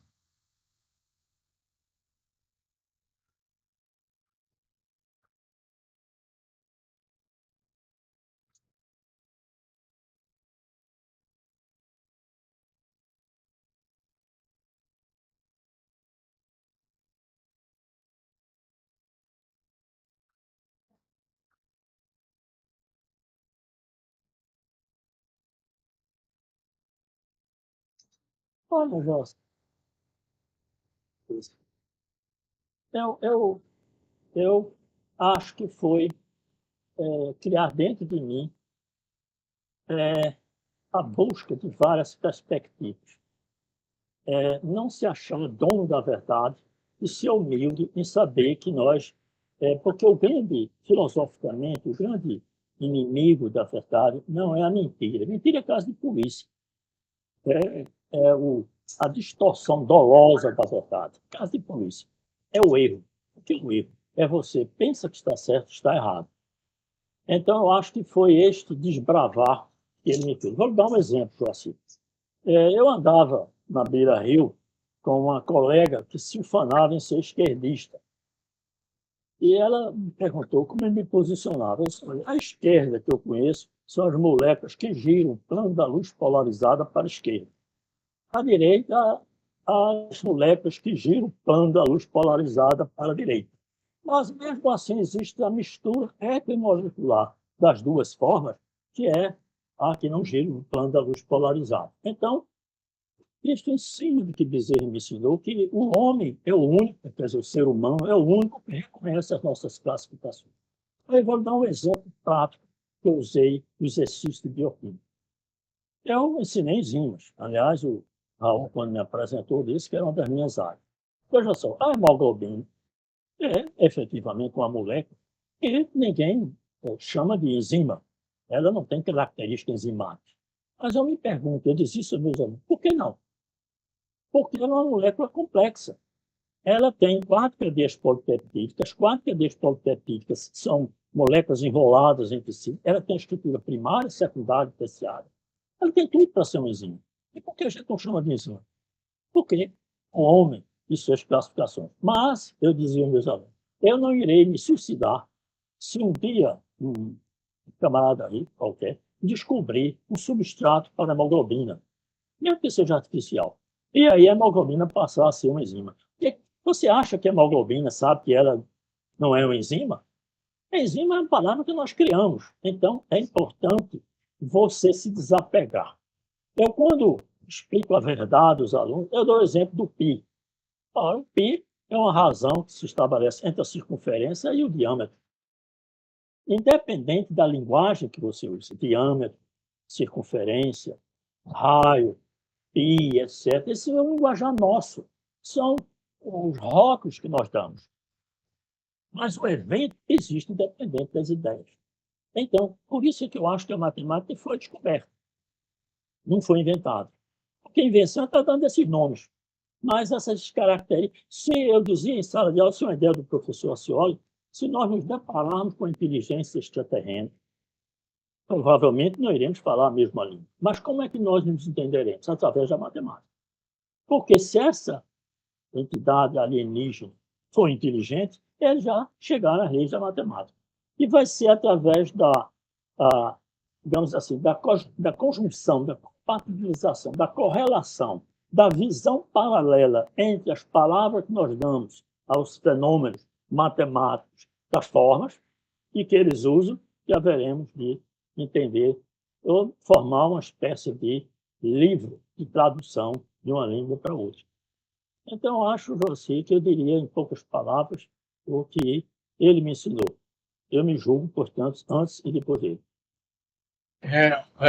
Luiz, antes de passar a pergunta de Paulo, eu queria dizer aos meninos, eu não sei se ele ainda está aqui, mas que a gente está blindado aqui, né, um blinde, pela presença do presidente da Academia Pernambucana de Medicina, que é o doutor Hildo Azevedo. Né? Eu agradeço muito a Hildo, né, a gentileza de estar aqui, e também do meu grande amigo que acompanha as nossas palestras e tudo aqui, que é Márcio Alan. Né? Márcio Alan é um querido, né, que sempre está com a gente aqui. Então, muito obrigado. A melhor de Hildo, foi ele dizer que eu era muito otimista. Porque, além de pesquisador nordestino, era torcedor do Santa Cruz. Ave Maria, aí é mesmo, viu, rapaz? Aí onde tem toda a razão, viu? Eu vou passar para o Paulo. Paulo, faça a sua pergunta, por favor. Tá ótimo, tá ótimo. Sim, a você, né? O meu nome e o nome também da Academia de Medicina para essa oportunidade de fazer Luiz Carvalho falar da intimidade do professor Bezerra Coutinho. Uma coisa assim muito peculiar, não é? Luiz de Carvalho, ele falou muito bem, e eu queria também parabenizá-lo, não é? Pela essa convivência que ele teve com o professor Bezerra, e que, de certo modo, eu tive também pela amizade dele com meu pai. E, às vezes, eu ficava assim, no terraço lá de Casa Forte, impressionado com o nível da discussão de Bezerra Coutinho, o papai, o Dom Penido, o abade de Olinda, né? E, eventualmente, o professor Abá. É uma coisa assim fenomenal e eu ficava deslumbrado com aquela discussão, nível de discussão, e não ousava de jeito nenhum de entrar, mas só observar. De maneira que foi um privilégio muito grande que eu tive também, não é? Depois de Luiz, porque Luiz foi de 68, eu entrei em, não é? Eu entrei em 68, Luiz. 66. Fui aluno dele. E outro detalhe importante é saber de Luiz a intimidade dele, não só do professor Bezerra, com os seus assistentes, eram figuras também diferentes. O professor, por exemplo, Clóvis Marques de Almeida, né? O professor Porto Carreiro, que era um cara meio esquisito, não é? E depois o professor Mota Barbosa. Né? São três figuras que me marcaram também na época. O que é que Luiz, se Luiz teve intimidade como o professor Bezerra Coutinho, ou como o Bezerra Coutinho olhava os seus assistentes. Bom, eu conheci bem o professor Mota Barbosa, porque ele me ensinou biologia no cursinho. Depois eu voltei, porque eu fui aluno do professor Bezerra na época da cátedra, e ele era quem dava todas as aulas. Os assistentes só davam as aulas práticas. Então, eu não tenho como relatar muito, mas o Mota Barbosa eu conheci bem. Outro que trabalhou com ele foi o Barros Lima Filho, que era do departamento de bioquímica, que depois foi para o departamento dele. Mas o professor Bezerra Coutinho, ele depois que se aposentou, ele frequentava muito o departamento de bioquímica, porque ele ministrava aula no curso de filosofia com a Maria do Carmo Tavares Miranda, que Felipe era de Vitória Santo Antão, então ele frequentava muito, mas ele frequentava muito o departamento de bioquímica. Então eu adorava me sentar ao lado dele e conversar com ele. Ele era uma figura extraordinária. Não só dizer, você aproveitava até as piadas dele. Eu estou vendo aí o Felipe Proença. Você já ouviu falar na Maria do Carmo Tavares Miranda? Onde foi? Ela convidou o professor Bezerra para dar aula no curso de filosofia, no doutorado de filosofia e pesquisa. Mas até as piadas de Bezerra Coutinho você aproveitava.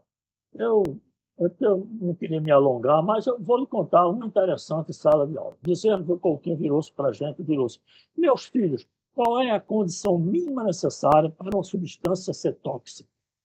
E então nós, já alunos de bioquímica, farmacologia, fisiologia, e começamos a vomitar nossos conhecimentos. Bezerra virou-se daquela aparente humildade dele, fez, eu não tenho uma capacidade que os senhores têm de entender esses assuntos tão complexos.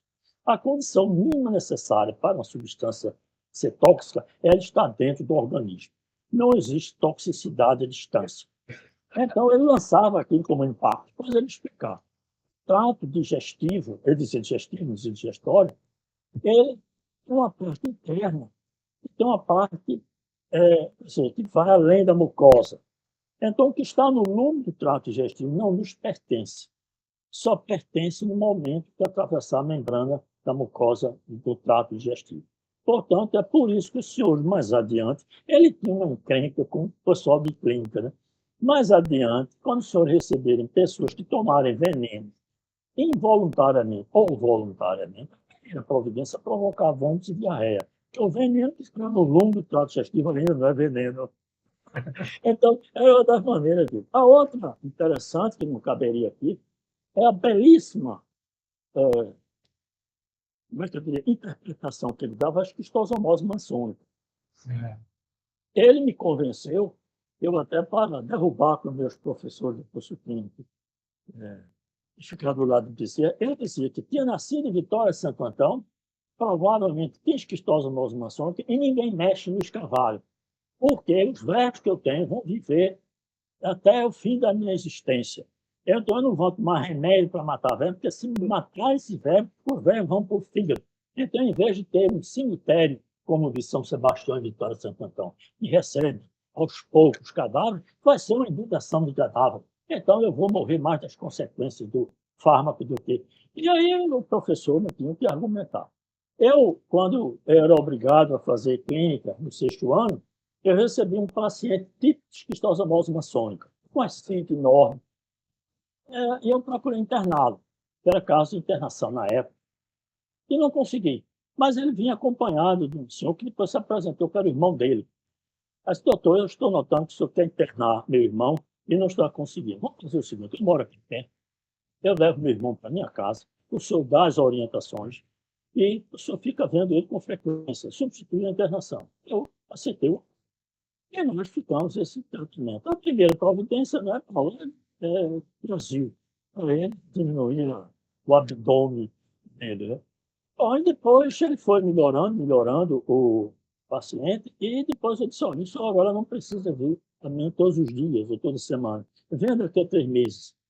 Aí, daqui a pouco, os 3 meses, Paulo, parece um senhor saudável, enorme, acabado, rindo, né? Eu olhei para ele e falei, o que o senhor está dizendo? Eu sou uma história de sério. O senhor sabe quem eu sou? Você não tem a mínima ideia. Zé Casé. Era aquele paciente que estava morrendo. Ele tinha ficado bom. E aí, dividia o ambulatório comigo a Adriana Bezerra de Carvalho, que era minha prima e uma ardorosa defensora do tratamento da esquistosomose maçônica. Que ela disse, Luiz, esse é um caso bom da gente tratar, etc. E eu deixei a Adriana sair, virei para o seu Zé Casé e disse, seu Zé Casé, o senhor vá para casa antes que o pessoal invente de tratá-la. E dei alta ao senhor José Casé e nunca mais o José Casé. O problema, isso era um ponto que Bezerra Coutinho falava, era que muitos, hoje bem diferente, com líquido, né, professor Zé Luiz? À época, os pacientes, que era essa instituição que existia na nossa época, indigente. O paciente que podia pagar, a gente não via. O paciente que tinha o equivalente ao INSS, a gente não via. Então, quem nós víamos? Era o indigente. É por isso que nas nossas formaturas nós temos uma homenagem ao indigente, que era com quem nós aprendíamos medicina. Hoje não existem mais, porque o SUS é bolso indigente. Então, o professor Bezerra chamava a atenção que as pesquisas que eram feitas em clínica na Universidade Federal de Pernambuco eram majoritariamente feitas com pacientes indigentes, ou seja, pacientes desnutridos. E ele dizia, a desnutrição, ela deforma o curso de qualquer doença que vocês possam imaginar. A esquistosomose maçônica só é grave, principalmente os pacientes desnutridos. E o caso de José Casé, a fome que ele passava lá no interior. Uma ocasião, ele deu um paciente com esquistosomose albumina, que o professor Amaury Coutinho tinha importado, e ele ficou arado, mas que o professor Amaury Coutinho me mata. E então eu usei um discurso político.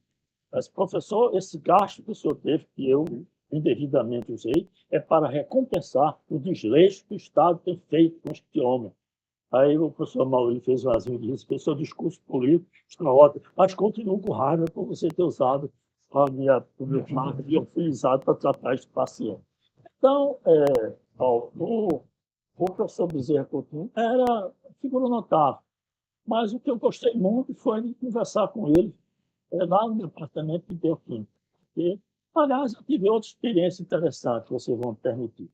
Uma das experiências humanas mais notáveis que eu tive no meu currículo foi que eu tinha um afilhado que era presidente do diretório acadêmico da UPE.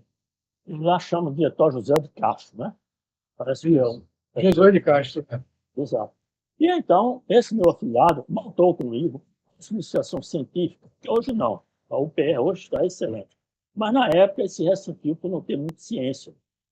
E então eu resolvi montar, após eu trabalhava o dia todo na universidade e à noite ia dar aula de iniciação científica aos estudantes de medicina da UPE. Era uma experiência fantástica. Estou lá no auditório Jaime Scher, dezenas de estudantes jovens, em torno de 20 anos, e eu ministrando, convidei Edmundo Ferraz, Jerusa Traia e outros colegas para ministrarem aulas de iniciação científica. Na última aula, eu levei o professor Bezerra Coutinho.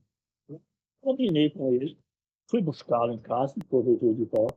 Como foi que Bezerra começou a aula dele? Eu disse, meu jovem, o senhor já ouviu um avô dar um mau conselho? Eu vou dar um conselho a vocês. Estudem matemática. Com uma gargalhada geral. Ou seja, o professor Bezerra Coutinho eram essas experiências fantásticas que eu tinha com ele. Outra foi uma colega que perguntou, professor, é verdade que o senhor é ateu? Disse, o jovem está. Ele falava assim, o jovem está estranho. O senhor é tão inteligente, não acredita em Deus, minha filha está tendo erro. É mais fácil provar a existência do diabo do que de Deus. O que é que diz a segunda lei da termodinâmica? Cada processo que ocorre existe um aumento de desordem. Isto é, prova cabal ou não da existência do diabo. E aí a professora caiu na gargalhada e tinha uma funcionária evangélica que começou a cantar hinos. E você sabe que a estratégia é se afastar do Satanás. E Bezerra de costas para ela, viu-se assim para mim, fez fanática. Mas o professor Luiz disse, mas eu estou, o Gilmar está na... O Gilmar, Gilson, não, Gilson. Só um minuto. Antes de eu passar para Gil, eu queria que você lembrasse, antes do fim, né? Inclusive, vou dar uma sugestão para você também. Eu digo aos alunos que procurassem esse livro, Da Natureza da Vida, a Emergência dos Seres Vivos como Produto do Acaso. Tem a impressão que o Dr. Bezerra, né, ele teve acesso ao acaso e à necessidade também de Jacques Monod. Exatamente. Pronto. Então, Luiz, eu acho que uma coisa interessante nos dias de hoje é talvez digitalizar, né, tornar um e-book desse livro para que a gente tenha mais acesso a ele, entendeu? Se você botar no Google, sim, fora do Google não existe, da natureza da vida, você vai encontrar exemplares ainda à venda. Certo, mas... O professor Bezerra, nesse livro da natureza da vida, o professor Bezerra Coutinho fazia... O professor Bezerra, já disse a vocês, que a ideia do vocábulo. Se você usar um vocábulo de propriedade, você dá margem a outras interpretações. Bezerra Coutinho era contrário. Mas ele chamava a atenção dos leitores para duas palavras que se usam em biologia com ideias equivocais. Com evolução. Bezerra achava que a evolução, que sempre dá o início de melhoramento, não é sempre assim. E a outra era a necessidade de Monod. Do acaso é necessidade. Do acaso, bem. Mas ele achava que a necessidade empregada pelo Monod, ela dava margem a falsas interpretações.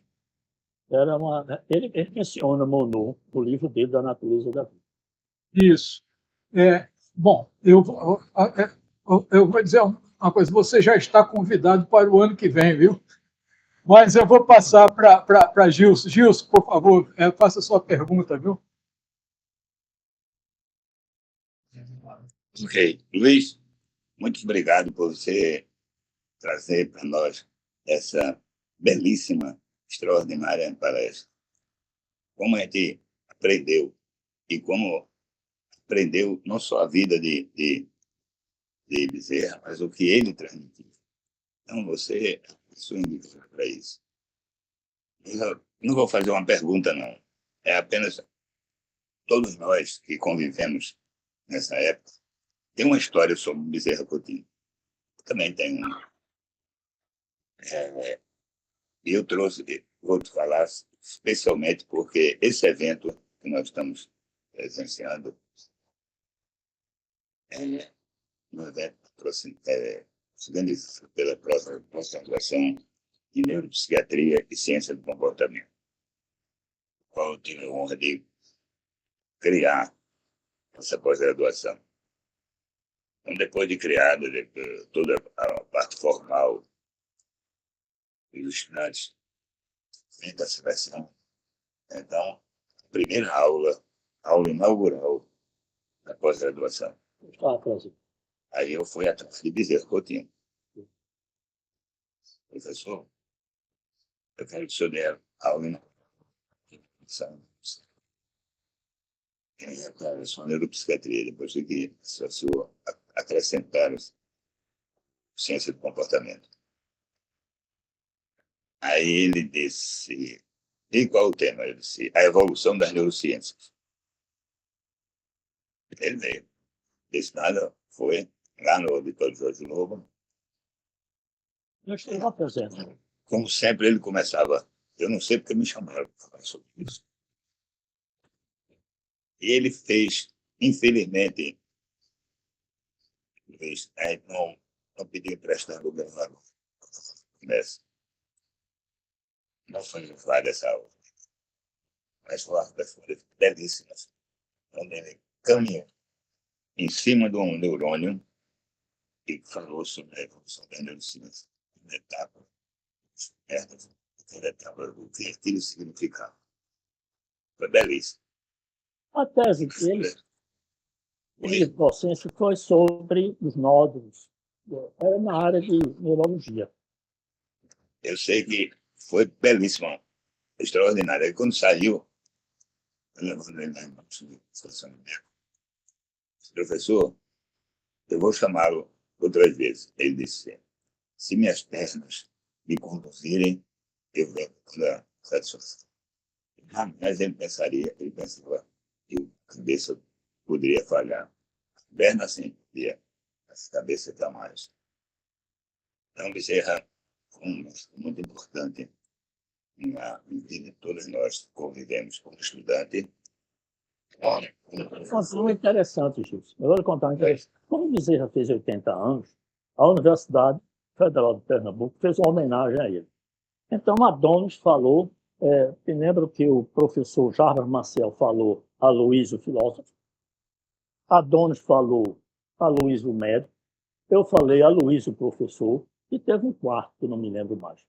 E, lógico, que numa ocasião dessa, loa-se, como fez seu professor Bezerra. A resposta dele foi muito engraçada. Ele disse, isso tudo que os senhores estão falando de mim, os senhores estão equivocados. Isso tudo se deve a um problema sério de miopia. Eu, desde criança, fui muito míope. Eu não poderia fazer as brincadeiras de criança.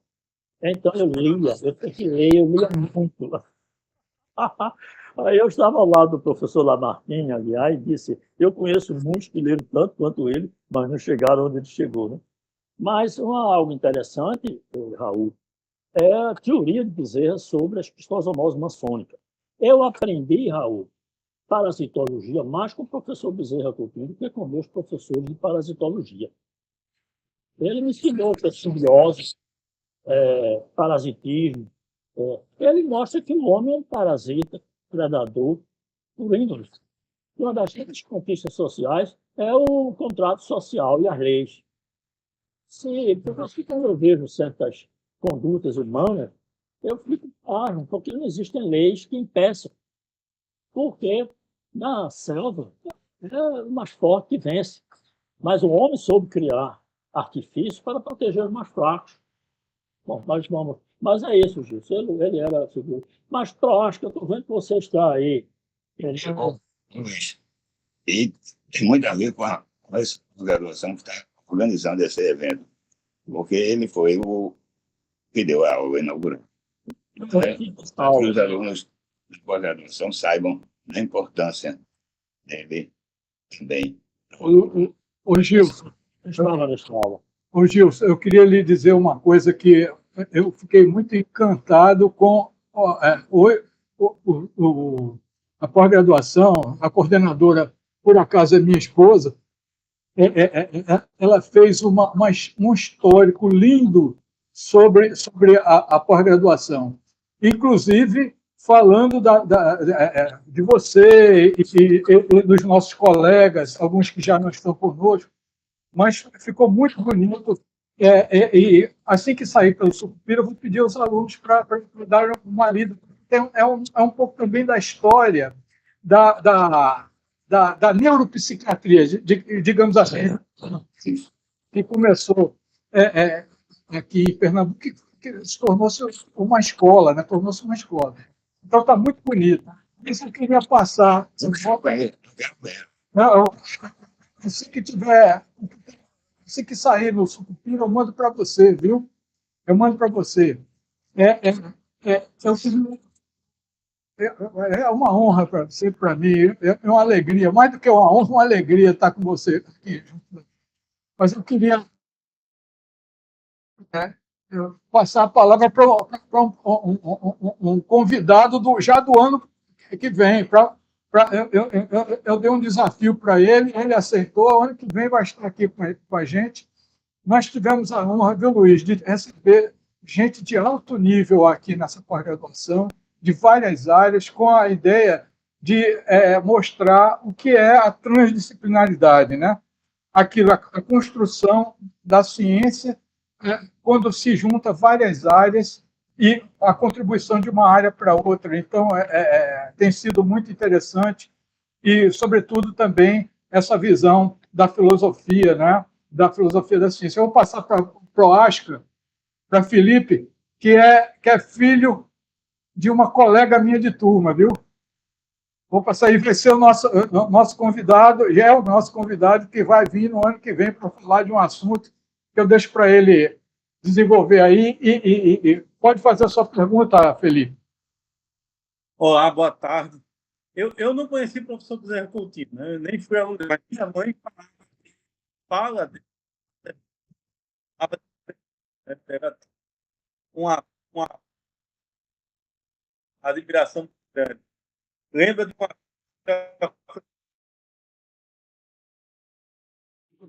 somente o que eu comentei em sala. Aí ela foi na livraria, eu esqueci o nome da livraria que fica ali na Madalena, e perguntou qual foi o livro que o doutor comprou para. E aí, olha, ele comprou esse daqui. Está cortando, Felipe. Está cortando. Está cortando? Desculpa, deixa eu tirar o vídeo. Minha mãe foi na livraria que ele frequentava e perguntou qual livro para 2 livros. A história de Otto von Bismarck e um livro sobre genética médica na década de 80, né, quando ela foi aluna dele. De 70, desculpa, quando ela foi aluna. E ele desenhou uma vez no quadro exatamente o que tinha no livro de Otto von Bismarck, o mesmo modelo.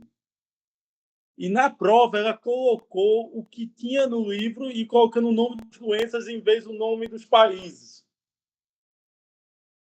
Diz que ele chamou ela, corrigiu a prova, chamou ela e disse: olha, sua questão não está respondida da forma correta, mas a ideia está perfeita. Eu dei 10 porque você entendeu o que eu quis dizer, só ainda não entendeu como deve fazer, mas o caminho é esse mesmo. Era de uma peculiaridade clássica. Ela sempre conta a história dele e lembra bastante, cita muitas palavras, as frases que ele fazia dentro da sala.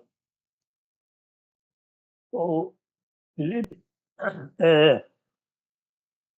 essa é uma história que merece ser investigada melhor.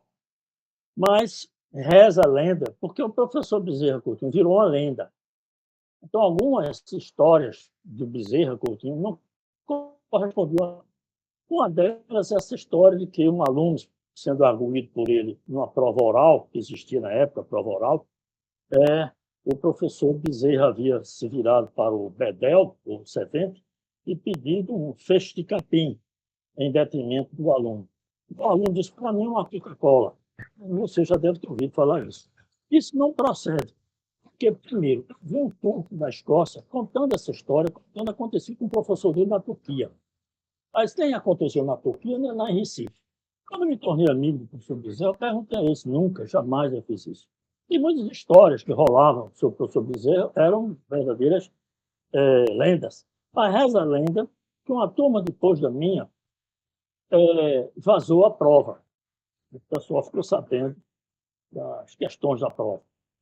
E a aluna que se destacava na turma, eu não vou dizer o nome dela por ela, era X. Quem sabia onde X morava, levava a prova para ela responder.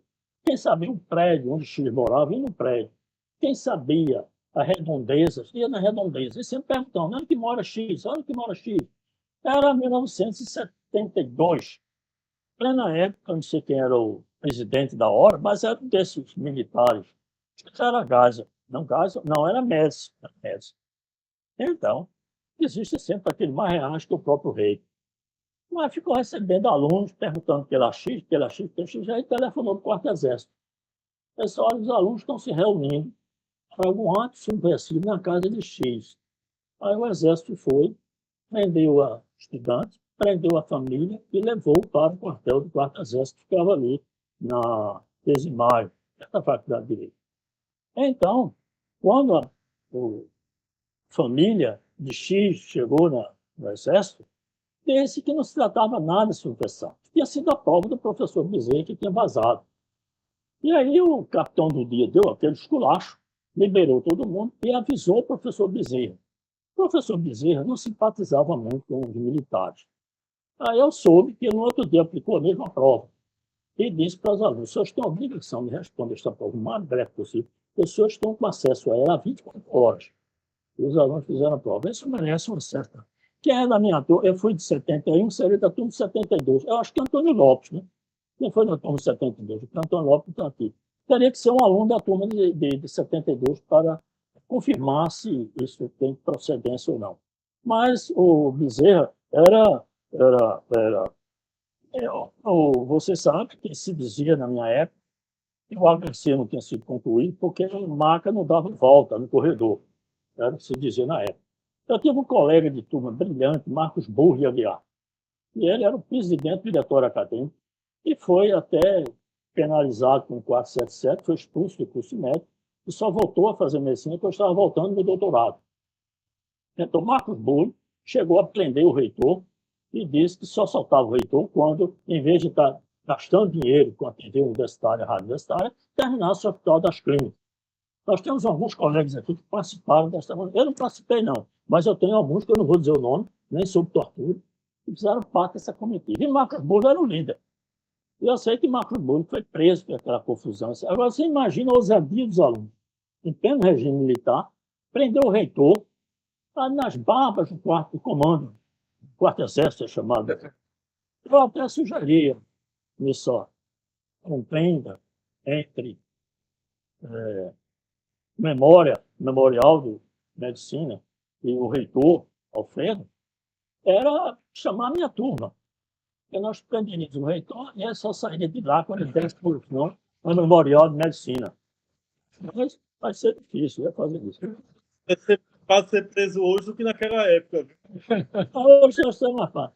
Hoje o exército está mais distante, né? O comando militar do Nordeste está mais distante, mas não tão distante da reitoria, não. Essa história da mãe me conta.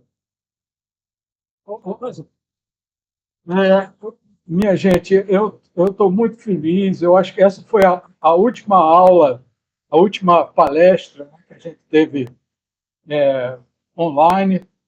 E terminamos honrados pela presença de tanta gente importante, mas, sobretudo, gente que faz pesquisa, que é a memória da academia e é também o presente, a presença firme da academia, firme e forte, né? E aqui, junto dos nossos alunos, como diz Gilson, da neuropsiquiatria e ciências do comportamento, né?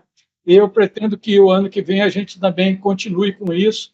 E eu vou deixar, então, as palavras finais para o nosso convidado, né? Que nos brindou com essa linda palestra e todo esse debate, essa conversa que nos traz uma figura tão importante como foi a Luiz Bezerra Coutinho, que é o doutor Luiz de Carvalho. Luiz, as palavras finais.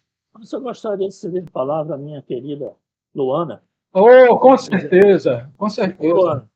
Obrigada. Olha, para mim é sempre um privilégio. Desde que eu conheci o professor Luiz de Carvalho, sempre foi um privilégio ouvi-lo. Então, sempre foi deslumbrante. Ele sempre foi digamos, um ídolo para mim.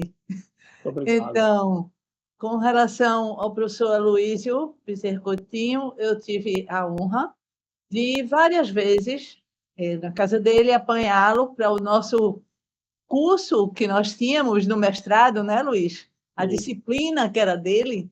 Então, eu ia apanhá-lo em casa e ia levá-lo em casa. Eu tinha desculpa de estar dirigindo, então, por isso, só escutava, só me beneficiava, porque não tinha nível para conversar. Então, é um privilégio, Luiz, lhe ouvir. Você é formidável, você sabe que, para mim, você sempre foi muito especial. Professor Raul, muito obrigada pela palavra, obrigada a todos. Eu que fico honrado com a sua presença, viu, Luana? Sempre esteja convidado para participar das palestras, para a gente trocar ideias aqui. Todos vocês, viu? Eu fico muito honrado com a sua presença, viu, Luana? Obrigada. Bem, Volta a palavra, então, a Luiz. Luiz. eu gostaria de agradecer ao Raul e a todos que fazem o programa de pós-graduação e me deram essa oportunidade notável de falar do meu guru, o professor Aloísio Bezerra Coutinho, que, como eu disse, eu me julgo antes e depois dele.